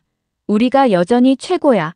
한국은 운이 좋았을 뿐이야. 그런 속삭임들이 들렸습니다. 저는 그 말들을 들으며 답답함을 느꼈어요. 아직도 현실을 직시하지 못하고 있었습니다. 그때 한 장군이 벌떡 일어났습니다. 이성 장군이었는데 얼굴이 불그락푸르락했어요. 이건 치욕이다. 그가 목소리를 높였습니다. 한국 따위가 우리를 이겼다고? 말도 안 돼. 회의실이 술렁거렸습니다. 장군이 계속 소리쳤어요. 우리는 세계 최강이야. 우리가 얼마나 많은 첨단 무기를 가지고 있는데 한국은 그저 우리 기술 흉내낸 것뿐이야. 다른 간부들도 동조하기 시작했습니다. 맞습니다. 우리가 가진 건 오만뿐이 아닙니다. 진짜 실력입니다. 한국이 아무리 발전했어도 우리 수준에는 못 미칩니다. 이번 일은 일시적 실수일 뿐입니다. 저는 참을 수 없었습니다. 손을 들고 일어섰어요. 실례지만 제가 말씀드려도 되겠습니까? 모든 시선이 제게 쏟아졌습니다. 삼성 장군이 고개를 끄덕였어요. 말해보게. 샤프 분석관. 저는 심호흡을 했습니다. 제가 직접 현장에서 봤습니다. 한국의 KF-21은 결코 우연이나 행운의 산물이 아닙니다. 회의실이 조용해졌어요. 저는 계속 말을 이었습니다. 그들의 기술 수준은 우리 예상을 훨씬 뛰어넘었습니다. 기동성, 정밀도, 시스템 통합 모든 면에서 인상적이었어요. 이성 장군이 비웃듯 말했습니다. 샤프, 자네 정말 한국에 매수당한 거 아닌가? 제 얼굴이 화끈거렸습니다. 하지만 물러서지 않았어요. 저는 본 것을 사실대로 말씀드리는 겁니다. 우리가 계속 이렇게 현실을 부정하면 같은 실수를 반복할 겁니다. 한 간부가 끼어들었습니다. 샤프, 자네 말이 너무 과하네. 한국이 잘했다는 건 인정하지만 우리가 여전히 우위야. 아니요. 제가 단호하게 말했습니다. 기술적으로는 비슷한 수준입니다. 하지만 그들이 우리보다 나은 게 있습니다. 뭔데? 장군이 물었어요. 투명성과 신뢰입니다. 저는 회의실을 둘러보며 말했습니다. 우리는 불법 로비를 시도했습니다. 압박과 뒷거래로 문제를 해결하려 했죠. 반면 한국은 정당하게 경쟁했습니다. 회의실이 침묵에 휩싸였습니다. 제가 계속 말을 이었어요. 우리가 잃은 건 계약만이 아닙니다. 신뢰를 잃었어요. 그리고 그게 더 큰 문제입니다. 다른 나라들이 우리를 어떻게 볼까요? 기술로 경쟁하지 못하고 불법적 수단에 의존하는 나라로 보겠죠. 이성 장군이 테이블을 쳤습니다. 그만, 자네 지금 미국을 모욕하는 건가? 저는 그를 똑바로 쳐다봤습니다. 아닙니다. 저는 미국을 사랑합니다. 그래서 이렇게 말씀드리는 겁니다. 우리가 바뀌어야 합니다. 삼성 장군이 손을 들어 조용히 시켰어요. 계속 말해보게. 샤프. 저는 목소리에 힘을 실었습니다. 그들은 더 이상 따위가 아닙니다. 우리가 가진 건 과거의 영광과 오만뿐이었습니다. 진짜 실력은 계속 발전하는 자들에게 있습니다. 회의실이 다시 조용해졌습니다. 이번에는 분노가 아니라 무게감이 감도는 침묵이었어요. 한 중령이 조심스럽게 말했습니다. 샤프 분석관 말에 일리가 있습니다. 우리가 자만했던 건 사실입니다. 또 다른 간부가 동조했어요. 저도 그렇게 생각합니다. 한국의 성장을 과소평가했고 불법적 방법을 선택했습니다. 이건 명백한 실책입니다. 분위기가 서서히 바뀌기 시작했습니다. 처음에는 저를 비난하던 사람들도 고개를 끄덕이고 있었어요. 삼성 장군이 말했습니다. 샤프 분석관의 말이 듣기 불편하지만 진실입니다. 우리는 반성해야 합니다. 하지만 이성 장군은 여전히 화가 나 있었어요. 반성? 우리가 한국에게 반성한다고? 말도 안 돼. 그가 자리에서 일어나 회의실을 나가버렸습니다. 몇몇 사람들이 그를 따라 나갔어요. 하지만 대부분은 자리에 남았습니다. 삼성 장군이 한숨을 쉬었어요. 여러분, 현실을 직시합시다. 우리는 패배했습니다. 그리고 그 원인은 우리 자신에게 있습니다. 회의는 그렇게 끝났습니다. 무거운 침묵 속에서 사람들이 하나둘 자리를 떠났어요. 저는 자리에 앉아 한동안 움직이지 못했습니다. 제임스가 다가왔습니다. 에릭, 용감했어. 하지만 조심해. 적을 많이 만들었을 거야. 저는 어깨를 으쓱했습니다. 누군가는 말해야 했어요. 그날 저녁 집에 돌아와 뉴스를 켰습니다. 여전히 사우디 계약 소식이 주요 뉴스였어요. 한 전문가가 분석하고 있었습니다. 이번 사건은 미국 방산에 경종을 울렸습니다. 기술 개발에 더 투자하고 공정한 경쟁을 해야 합니다. 과거의 방식으로는 더 이상 통하지 않습니다. 저는 고개를 끄덕였어요. 정확한 분석이었습니다. 핸드폰이 울렸습니다. 모르는 번호였어요. 받아보니 부장이었습니다. 샤프. 오늘 회의에서 한 말 잘 들었네. 용기 있는 발언이었어. 감사합니다. 하지만 자네 말이 맞아. 부장이 한숨을 쉬었어요. 우리가 바뀌어야 해. 통화를 끊고 창밖을 바라봤습니다. 워싱턴의 밤이 깊어가고 있었어요. 하지만 어딘가에서는 새로운 아침이 시작되고 있었습니다. 회의 이후 며칠은 조용히 지나갔습니다. 저는 여전히 사무실에 출근했지만 새로운 프로젝트에 배정되지 않았어요. 동료들은 저를 보는 시선이 복잡했습니다. 어떤 이들은 존경의 눈빛을 보냈고 어떤 이들은 불편해했죠. 저는 신경 쓰지 않으려 했습니다. 어느 날 아침 이메일을 확인하던 중 낯선 발신자로부터 메일이 한 통 도착했습니다. 발신자 이름을 보는 순간 깜짝 놀랐어요. 윤지혁이었습니다. 저는 메일을 열어봤습니다. 제목은 간단했어요. 초대, 샤프 분석관님께. 저는 한국에서 윤지혁입니다. 사천에서 배웠죠. 메일을 읽으며 저는 가슴이 두근거렸습니다. 최근 일어난 일들에 대해 유감스럽게 생각합니다. 하지만 저는 당신이 회의에서 했던 발언을 들었습니다. 용기 있는 말씀이었습니다. 제가 그 발언을 어떻게 알았을까 의아했어요. 아마 언론을 통해 흘러나간 것 같았습니다. 만약 당신이 진심으로 알고 싶다면 이번엔 배우러 오세요. 우리는 경쟁자가 아니라 동료가 될 수 있습니다. 메일 마지막에는 한국 방문 초대가 적혀 있었습니다. 비용은 한국 측에서 부담하겠다고 했어요. 공식적인 기술 교류 방문이라고 했습니다. 저는 한동안 화면을 응시했습니다. 이게 무슨 의미일까요? 적국에 초대하는 건가? 아니면 진짜 손을 내미는 걸까? 고민 끝에 저는 부장에게 메일을 보여줬습니다. 부장실로 들어가 태블릿을 건넸어요. 부장님, 이것 좀 보시죠. 부장이 메일을 읽기 시작했습니다. 표정이 점점 진지해지더군요. 윤지혁이라. 그가 중얼거렸습니다. KF-21 프로젝트의 핵심 인물이지. 어떻게 해야 할까요? 제가 물었습니다. 부장이 잠시 생각하더니 말했어요. 가보게. 정말입니까? 지금 우리한테 필요한 건 배우는 자세야. 부장이 단호하게 말했습니다. 자네가 직접 보고 배워와. 그게 우리가 할 수 있는 최선이네. 이틀 후 저는 인천행 비행기에 다시 올랐습니다. 이번에는 기분이 달랐어요. 조사하러 가는 게 아니라 배우러 가는 거였으니까요. 인천공항에 도착하니 김대위가 다시 저를 맞이했습니다. 다시 오셨군요. 그가 미소 지으며 말했어요. 이번엔 관광객처럼 편하게 오셨죠? 저는 쓸쓸히 웃었습니다. 뭐 그렇게 볼 수도 있겠네요. 차를 타고 이번에는 사천이 아니라 서울로 향했습니다. 윤 박사가 서울에 있는 연구소에서 만나자고 했거든요. 도심을 지나가며 저는 한국의 발전상을 다시 한번 실감했습니다. 고층 빌딩들, 최신 인프라, 그리고 활기찬 거리들. 불과 몇십 년 전만 해도 전쟁의 폐허였던 나라가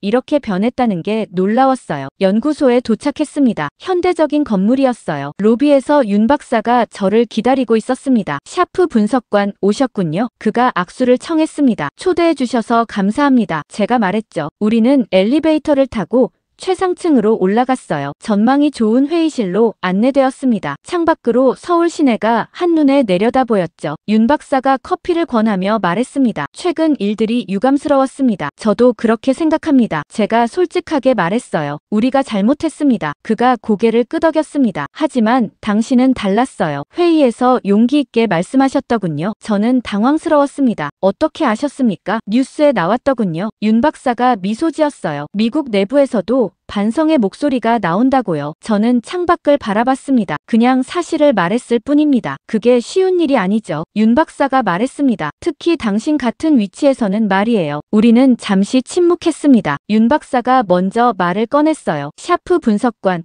저는 당신을 적으로 생각하지 않습니다. 저도 마찬가지입니다. 제가 답했죠. 우리는 같은 목표를 가지고 있어요. 윤 박사가 진지하게 말했습니다. 더 나은 기술을 만드는 것, 그리고 평화를 지키는 것이죠. 제 가슴이 뭉클해졌습니다. 그의 말이 진심으로 느껴졌거든요. 그래서 당신을 초대했습니다. 윤 박사가 계속 말했어요. 우리가 어떻게 여기까지 왔는지 보여드리고 싶었습니다. 그는 일어나서 벽에 걸린 사진들을 가리켰어요. KF-21 개발 과정이 담긴 사진들이었습니다. 10년 전 사진부터 시작됐어요. 우리는 아무것도 없었습니다. 윤 박사가 첫 번째 사진을 가리키며 말했습니다. 기술도 경험도 심지어 자신감도 없었죠. 그런데 어떻게 성공하셨습니까? 제가 물었습니다. 우리는 배웠습니다. 그가 답했어요. 미국에서도 배우고 유럽에서도 배웠죠. 하지만 가장 중요한 건 우리 스스로 연구했다는 겁니다. 그는 다음 사진으로 넘어갔습니다. 엔지니어들이 밤늦게까지 일하는 모습이었어요. 실패를 두려워하지 않았습니다. 윤 박사가 말했습니다. 수백 번의 시행착오가 있었죠. 하지만 그때마다 배우고 개선했습니다. 저는 사진들을 보며 감동받았습니다. 그들의 열정이 느껴졌거든요. 윤 박사가 저를 돌아보며 말했습니다. 샤프 분석관. 우리는 전투기를 팔기 위해 만든 게 아닙니다. 그럼 왜 만드신 겁니까? 지키기 위해서입니다. 그가 단호하게 말했어요. 우리나라를, 우리 국민을 지키기 위해서죠. 그 한마디가 제 마음을 흔들었습니다. 우리는 언제부턴가 전투기를 팔기 위해 만들고 있었어요. 이익을 위해서 말이죠. 하지만 본질을 잊고 있었던 겁니다. 윤 박사가 계속 말했습니다. 그래서 우리는 기술 이전에 적극적입니다. 돈보다 중요한 게 있으니까요. 뭡니까? 함께 성장하는 겁니다. 그가 미소 지었어요. 사우디가 강해지면 우리도 강해집니다. 그게 진짜 파트너십이죠. 저는 할 말을 잃었습니다. 우리와는 완전히 다른 철학이었어요. 우리는 기술을 독점하려 했지만 그들은 나누려 했습니다. 윤 박사가 창밖을 가리켰습니다. 저 도시가 보이시죠? 70년 전에는 폐허였습니다. 하지만 우리는 일어났어요. 어떻게요? 배웠기 때문입니다. 그가 저를 똑바로 쳐다봤어요. 미국도 그럴 수 있습니다. 그의 말에 희망이 느껴졌습니다. 샤프 분석관, 당신이 진심으로 배우고 싶다면 우리는 기꺼이 도울 겁니다. 왜 그러시는 겁니까? 제가 물었죠. 우리는 적인데요. 우리는 적이 아닙니다. 윤 박사가 단호하게 말했습니다. 우리는 같은 하늘을 나는 사람들이에요. 그날 저녁 호텔로 돌아와 윤 박사의 말을 곱씹었습니다. 진짜 동맹이 무엇인지 깨닫게 된 하루였어요. 한국에서 일주일을 보낸 후 워싱턴으로 돌아왔습니다. 머릿속이 복잡했어요. 윤 박사와의 대화, 한국 엔지니어들의 열정, 그리고 그들의 철학이 계속 맴돌았습니다. 돌아온 다음 날 부장실로 불려갔습니다. 부장 외에도 몇 명의 고위 간부들이 있었어요. 어떻게 됐나? 부장이 물었습니다. 저는 심호흡을 하고 보고를 시작했습니다. 한국의 기술 수준은 우리가 생각한 것보다 훨씬 높습니다. 그리고 그들의 접근 방식은 우리와 근본적으로 다릅니다. 어떻게 다른가? 한 간부가 물었어요. 그들은 기술을 독점하지 않습니다. 제가 설명했죠. 오히려 적극적으로 이전하고 함께 성장하려 합니다. 그게 그들의 강점이에요. 회의실이 조용해졌습니다. 부장이 말했어요. 자네 생각은 어떤가? 저는 잠시 망설였습니다. 솔직히 말씀드리면 우리가 그들에게 배워야 합니다. 배운다고? 한 간부가 눈살을 찌푸렸어요. 우리가 한국에게, 네, 제가 단호하게 말했습니다. 기술뿐 아니라 그들의 철학까지 배워야 합니다. 며칠 후 더 큰 회의가 소집되었습니다. 이번에는 차관보도 참석했어요. 펜타곤 대회의실이 사람들로 가득 찼습니다. 저는 다시 한번 한국 방문 결과를 발표해야 했습니다. 준비한 프레젠테이션을 시작했어요. 한국의 기술 혁신, 투명한 협력 방식, 그리고 장기적 파트너십 전략에 대해 설명했습니다. 발표가 끝나자 질문이 쏟아졌습니다. 샤프. 그래서 우리가 뭘 해야 한다는 건가? 차관보가 물었어요. 저는 화면을 다음 슬라이드로 넘겼습니다. 이제 우리는 그들에게 배워야 합니다. 제가 말했죠. 기술 개발 방식부터 협력 철학까지 모든 것을 말입니다. 회의실이 웅성거리기 시작했습니다. 누군가 소리쳤어요. 말도 안 돼. 우리가 한국에게 배우자고. 저는 그 사람을 똑바로 쳐다봤습니다. 네, 배워야 합니다. 우리가 졌으니까요. 순간 회의실이 조용해졌어요. 제가 계속 말을 이었습니다. 우리는 기술적 우위를 과신했습니다. 협력보다는 독점을 선택했고 투명성보다는 불투명함을 택했죠. 그 결과가 사우디 계약 실패입니다. 한 장군이 일어섰습니다. 샤프. 자네 지금 미국을 비하하는 건가? 아닙니다. 제가 답했죠. 저는 미국이 다시 일어서길 바랍니다. 그러기 위해선 변화가 필요합니다. 차관보가 손을 들어 조용히 시켰습니다. 구체적으로 말해보게. 어떤 변화를 말하는 건가? 저는 다음 슬라이드를 보여줬습니다. 첫째, 기술 이전에 더 개방적이어야 합니다. 파트너 국가들이 독립적으로 운용할 수 있게 해야 해요. 그건 우리 핵심 기술을 포기하는 거 아닌가? 누군가 반박했습니다. 단기적으로는 그렇게 보일 수 있습니다. 제가 설명했어요. 하지만 장기적으로는 더 강력한 동맹을 만듭니다. 한국이 그걸 증명했죠. 둘째는 뭔가? 차관보가 물었습니다. 투명성입니다. 제가 답했죠. 더 이상 뒷거래나 압박이 아니라 정당한 경쟁을 해야 합니다. 회의실 분위기가 미묘하게 변하기 시작했습니다. 몇몇 사람들이 고개를 끄덕이고 있었어요. 셋째, 제가 계속 말했습니다. 한국과의 협력입니다. 경쟁자가 아니라 파트너로 봐야 합니다. 한 간부가 비웃었습니다. 우리가 진 상대와 협력하자고. 그래서 협력해야 합니다. 제가 단호하게 말했어요. 그들이 바로 미래니까요. 회의실이 다시 조용해졌습니다. 차관보가 턱을 괴고 생각에 잠겼어요. 샤프의 말에 일리가 있네. 그가 천천히 말했습니다. 우리가 변하지 않으면 같은 실패를 반복할 겁니다. 하지만 여전히 반대하는 목소리들이 있었습니다. 차관보님, 이건 우리 자존심 문제입니다. 한 장군이 말했어요. 한국에게 손을 내미는 건 굴욕이에요. 자존심이 중요한가? 미래가 중요한가? 차관보가 날카롭게 되물었습니다. 우리가 계속 과거에 머물면 더 큰 굴욕을 당할 겁니다. 회의실이 긴 침묵에 휩싸였습니다. 모두들 고민하고 있는 게 느껴졌어요. 부장이 일어서서 말했습니다. 저는 샤프의 제안을 지지합니다. 한국과의 협력팀을 구성하고 기술 교류 프로그램을 시작해야 합니다. 한 중령도 손을 들었어요. 저도 동의합니다. 이대로는 안 됩니다. 점점 더 많은 사람들이 동조하기 시작했습니다. 반대하던 사람들도 침묵으로 바뀌었어요. 차관보가 결정을 내렸습니다. 좋아, 협력팀을 구성하겠네. 샤프. 자네가 책임자를 맡게. 저는 깜짝 놀랐습니다. 제가요? 자네가 적임자야. 차관보가 말했어요. 한국 측과도 이미 신뢰관계를 구축했고. 감사합니다. 제가 고개를 숙였습니다. 최선을 다하겠습니다. 회의가 끝나고 복도로 나왔을 때 여러 사람들이 축하 인사를 건넸습니다. 하지만 여전히 차갑게 쳐다보는 사람들도 있었어요. 제임스가 다가왔습니다. 에릭, 축하해. 하지만 쉽지 않을 거야. 알아. 제가 답했죠. 하지만 해야 할 일이야. 그날 저녁 부장이 저를 따로 불렀습니다. 샤프, 이건 쉬운 길이 아닐 걸세. 알고 있습니다. 많은 반대에 부딪힐 거야. 부장이 걱정스럽게 말했어요. 심지어 의회에서도 문제 삼을 수 있어. 그래도 해야 합니다. 제가 단호하게 말했습니다. 우리 미래를 위해서요. 부장이 제 어깨를 두드렸습니다. 자네를 믿네. 그날 밤 집에 돌아와 윤 박사에게 이메일을 썼습니다. 협력 제안을 받아들이겠다는 내용이었어요. 그리고 한미 공동기술 교류 프로그램을 시작하고 싶다고 했습니다. 몇 시간 후 답장이 왔습니다. 기쁜 소식입니다. 우리는 준비되어 있습니다. 함께 더 나은 미래를 만들어 갑시다. 저는 창밖을 바라봤습니다. 워싱턴의 밤하늘에 별들이 빛나고 있었어요. 새로운 시작이었습니다. 어렵고 험난한 길이겠지만 올바른 길이라는 확신이 들었습니다. 다음 날 아침 사무실에 출근하니 제 책상에 새로운 명패가 놓여 있었습니다. 한미기술협력팀 팀장 제임스가 웃으며 말했어요. 이제 진짜 시작이네. 네. 저는 고개를 끄덕였습니다. 이제 진짜 동맹을 만들 시간이에요. 그렇게 새로운 장이 열렸습니다. 경쟁이 아니라 협력으로, 독점이 아니라 공유로, 과거가 아니라 미래로 나아가는 길이었어요. 한 달이 흘렀습니다. 한미기술협력팀을 꾸리고 실제 프로그램을 가동하기까지 수많은 장애물이 있었어요. 의회 청문회, 내부 반대, 예산 문제까지. 하지만 하나씩 해결해 나갔습니다. 그리고 드디어 오늘 한미 공동기술교류 프로그램 현판식이 열리는 날이었어요. 저는 다시 한국으로 향하는 비행기에 올랐습니다. 이번에는 혼자가 아니었어요. 미국 공군 조종사 5명, 엔지니어 10명, 그리고 국방부 관계자들이 함께였습니다. 모두 회의적인 표정이었지만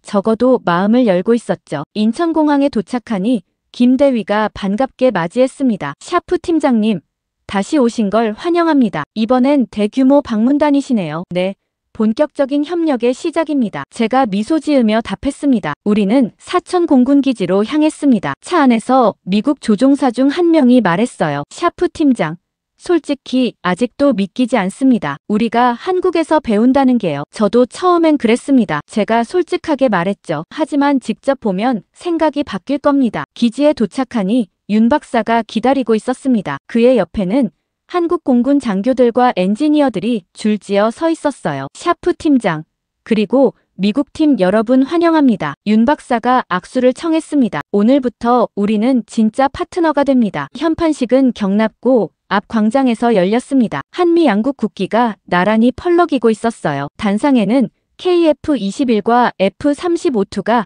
나란히 주기되어 있었습니다. 상징적인 장면이었죠. 한국 국방부 장관이 먼저 연설을 시작했습니다. 오늘은 역사적인 날입니다. 한국과 미국이 경쟁을 넘어 협력으로 나아가는 첫걸음입니다. 박수 소리가 터져 나왔습니다. 이어서 미국 대사가 연설했어요. 우리는 과거의 실수에서 배웠습니다. 진정한 동맹은 일방적 관계가 아니라 상호 존중과 협력에서 나온다는 것을 말입니다. 저는 관중석에 앉아 이 장면을 지켜봤습니다. 가슴이 뭉클했어요. 몇 달 전만 해도 상상할 수 없었던 광경이었으니까요. 드디어 현판 제막식이 시작되었습니다. 윤 박사와 제가 함께 단상에 올랐어요. 한미 공동 기술 교류 프로그램이라고 쓰인 현판이 천으로 덮여 있었습니다. 샤프 팀장, 함께 하시죠. 윤 박사가 미소 지으며 말했습니다. 우리는 동시에 천을 잡아당겼습니다. 현판이 드러나는 순간 박수와 환호가 터져 나왔어요. 카메라 플래시가 번쩍였고 양국 국가가 울려 퍼졌습니다. 저는 윤 박사와 악수를 나눴습니다. 이제 진짜 동맹이군요. 제가 말했죠. 그렇습니다. 윤 박사가 고개를 끄덕였어요. 이제 시작입니다. 현판식 후 경납고 투어가 시작되었습니다. 미국 팀원들이 KF-21을 자세히 살펴봤어요. 처음에는 회의적이던 그들의 표정이 점점 진지해졌습니다. 한 엔지니어가 감탄사를 내뱉었어요. 이 AESA 레이더 정말 인상적인데요. 한국 기술진이 자랑스럽게 설명하기 시작했습니다. 기술 사양,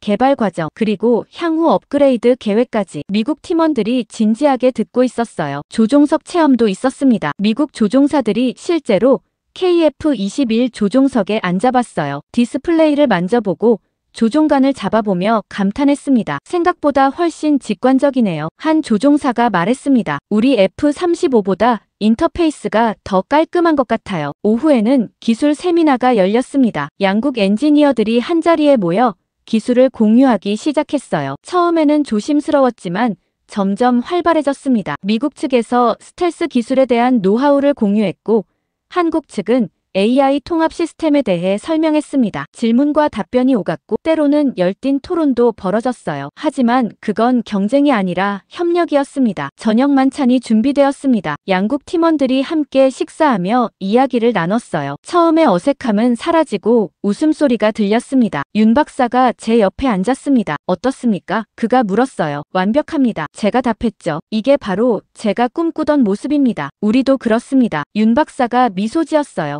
경쟁보다 협력이 더 강하다는 걸 보여주고 싶었습니다. 식사 후 경납고 앞 활주로로 모두 모였습니다. 특별한 이벤트가 준비되어 있었거든요. KF-21과 F-35-2가 함께 편대 비행을 한다는 것이었습니다. 두 전투기가 활주로에 나란히 섰습니다. 엔진 소리가 울려 퍼지기 시작했어요. 그리고 동시에 이륙했습니다. 두 전투기가 나란히 하늘로 치솟아 올랐어요. 완벽한 동조였습니다. 하늘 위에서 아름다운 편대 비행이 펼쳐졌습니다. 서로를 보완하며 날아가는 모습이 감동적이었어요. 이게 바로 협력이구나. 제 옆에 있던 미국 조종사가 중얼거렸습니다. 경쟁이 아니라 함께 나는 거군요. 저는 고개를 끄덕였습니다. 그렇습니다. 이게 진짜 동맹이에요. 두 전투기가 착륙했습니다. 조종사들이 내려와 서로 악수를 나눴어요. 미국 조종사와 한국 조종사가 어깨를 두드리며 웃고 있었습니다. 윤 박사가 제게 다가왔습니다. 샤프 팀장, 이제 알겠습니까? 뭘 말입니까? 하늘의 주인은